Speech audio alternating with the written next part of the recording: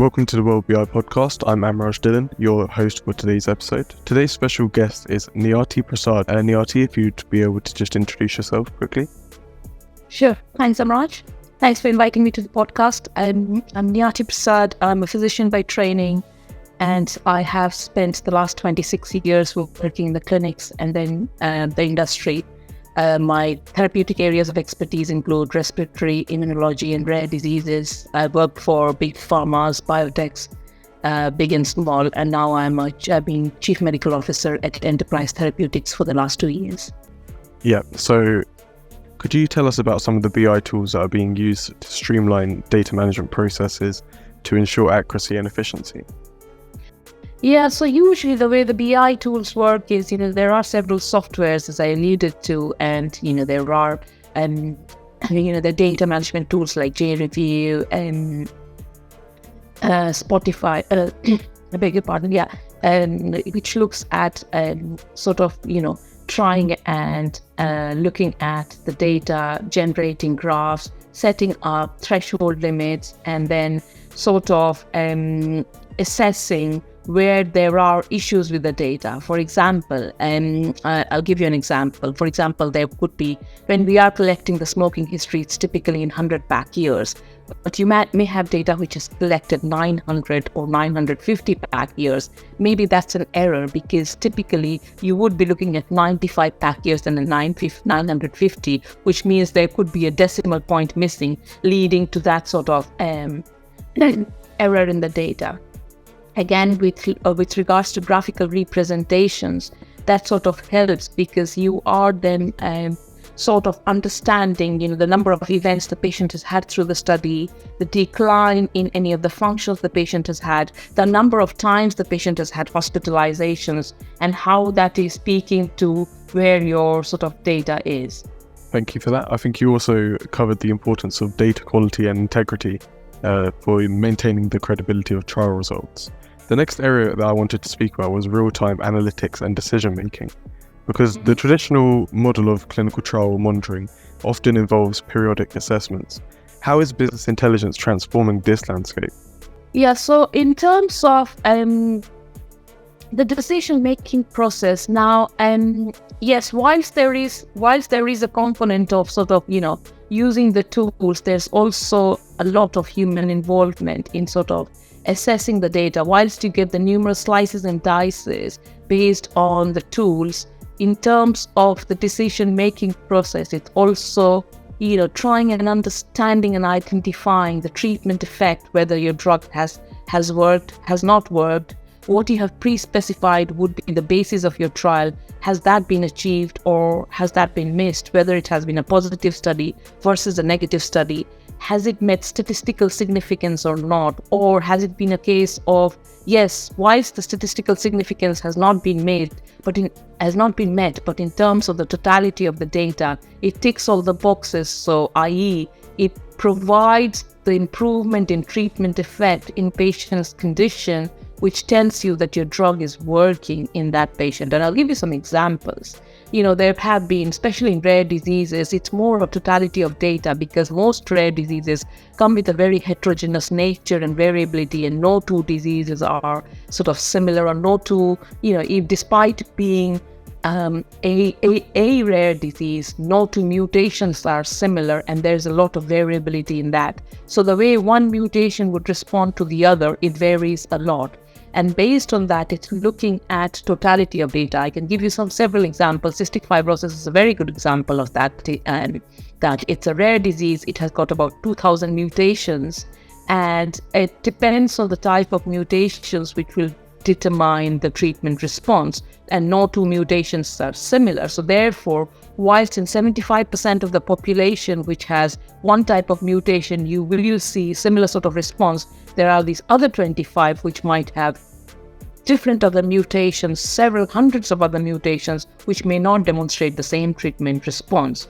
So whilst your tools are providing that, it's also that element of trying and understanding and identifying one patient population from the other, the treatment response in one versus the other, looking at the responders versus the non-responders and identifying that responder population. And you would see there are several studies which, when conducted in the whole population, does not demonstrate the same treatment response, i.e. speaking to the fact that there is this niche population who might be better responders compared to the others, and identifying those niche responders and targeting and having a targeted therapy for that population. So there is no one size fits all approach. There's a lot of variability, there's a lot of heterogeneity, and yes, whilst the BI tools, the business intelligence tools, do contribute to that, there is also a human element which is sort of understanding that and applying that. I'll give you another example.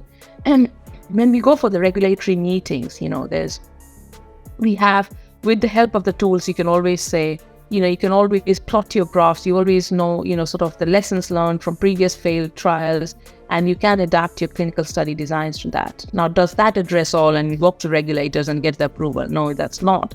Because in addition to the tools, there's also this human element of experience. What would we expect from the regulators? What approach is acceptable versus what is not? And that's where the human element sort of comes into play. So it's actually a combination of both, which adds to the totality of your clinical trial design space and ultimately drives success. Thank you for that. The next thing I wanted to speak about is a critical aspect that's often overlooked, and that's the patient experience during clinical trials. How is business intelligence contributing to more patient-centric trials?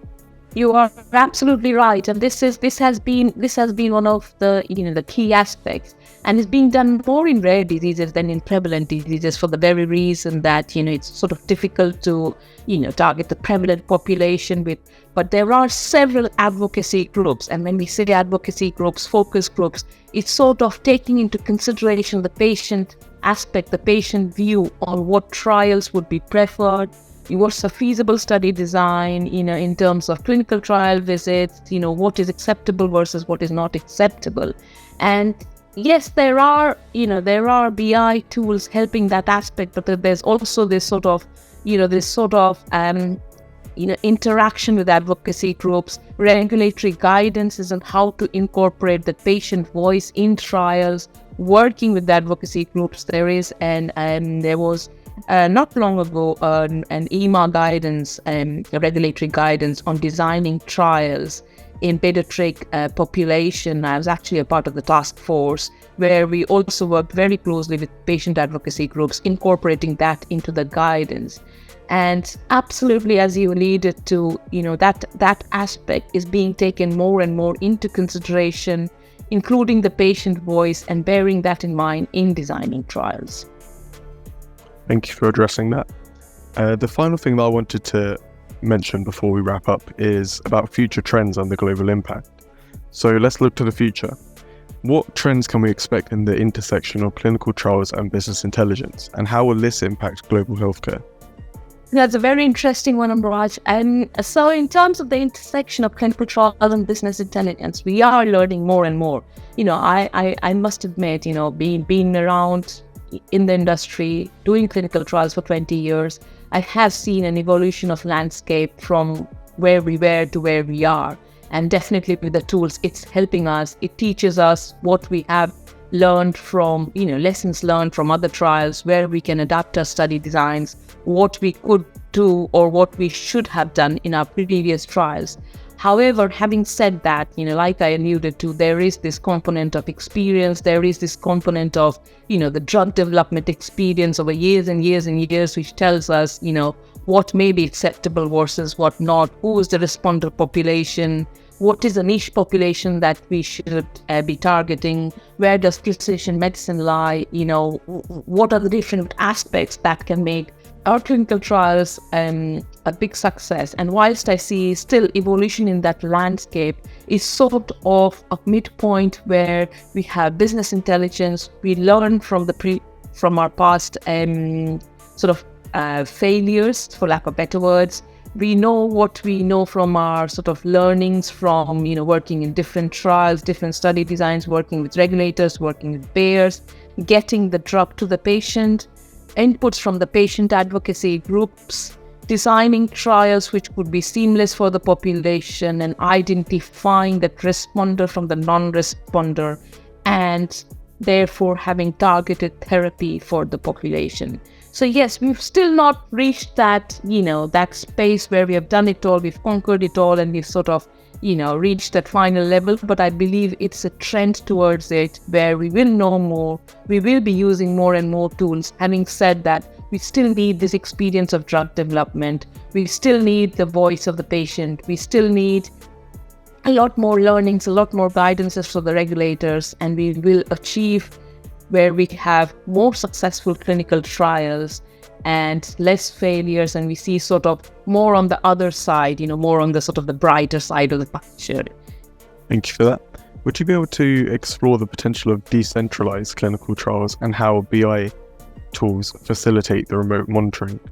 Yes, absolutely. I mean, decentralized clinical trials are being done more and more. You have this hybrid and sort of aspect. You have remote monitoring, and there's a lot of sort of not clinical trial visits, but sort of video calls, Zoom calls with the patients, and getting drug shipment to the patients, and getting local labs for their values, which are then being uploaded on the database to sort of make sure the patient safety is being monitored on an ongoing basis.